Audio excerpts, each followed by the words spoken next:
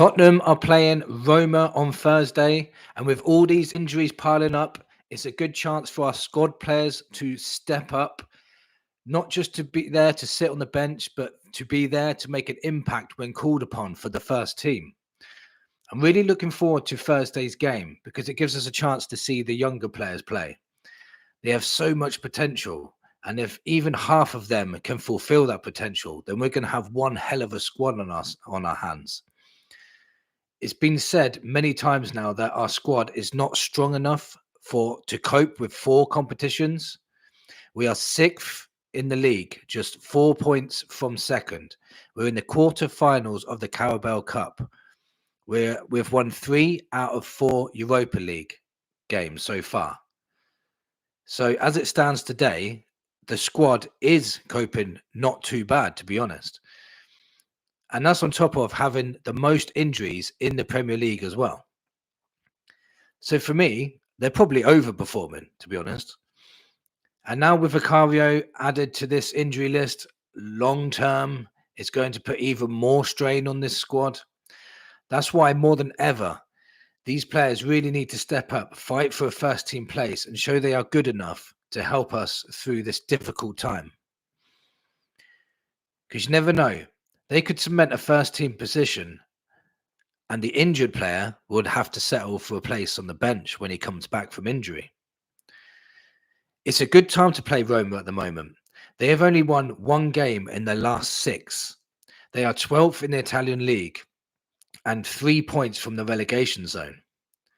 They still have a few players that could hurt us though, so we still need to be on top of our game, especially because we're not playing our first team. There is no way we could play our first 11 for this, as we have, after this, we have 3 games in the week and 3 very difficult games as well. So we need to rest our players at some point. So the lineup I think Tottenham are going to go with for this game is, I think we're going to put Forster in goal, obviously, because Vicario is injured. I think Gray will again deputise at right back and give Porro a break. It's going to have to be Dragusin and Davis again at centre back. They were phenomenal against Manchester City. So at the moment, I'm not fussed if they're playing at the centre backs. It's another chance for them to build another partnership together. One problem area we have is left back. Udogie is going to have to play. Who else can? Spence wasn't put into this Europa League squad, so he can't cover for Udogie. There's Van der Ven's injured, so he can't play left back either. So Udogie is the only option. And my fear for this is he's going to be overplayed and he might even gain an injury from this. And that's not good. In the number 6 is Bentancur. Bentancur is suspended for the Premier League game, so he will have to play anyway, keep his fitness up. So he's going to be playing in the number 6 role, I reckon. Then again, another problem area we have at the moment is probably the number 8 role, because obviously now Bentancur can't play the Premier League. Basuma needs rests. So maybe Sarr will play again in the number 8 against Roma. In the number 10, I'm looking forward to watching what Bergvall can do, because we don't see a lot of him, but when we can see glimpses of real quality in him. We just need to see consistent performances from him. I think Werner will be playing up the top on the left-hand side. He completely rinsed Kyle Walker, if you remember, against Manchester City. He made Kyle look like a Walker. I'm hoping Mikey Moore has recovered fully from his virus so he can play on the right wing. It's going to be very exciting to watch him play again. And another problem area we have now is up front in the number 9 role, because Richarlison's unavailable.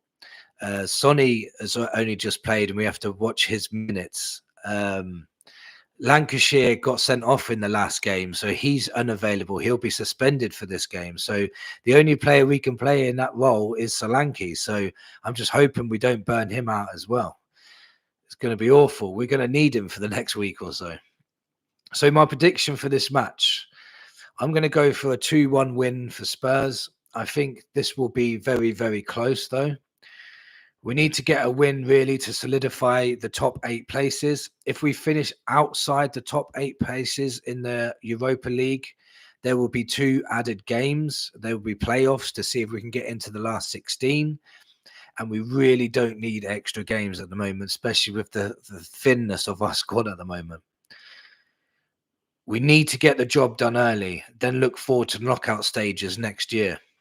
Let me know what your score predictions are in the comments, and come on, you Spurs.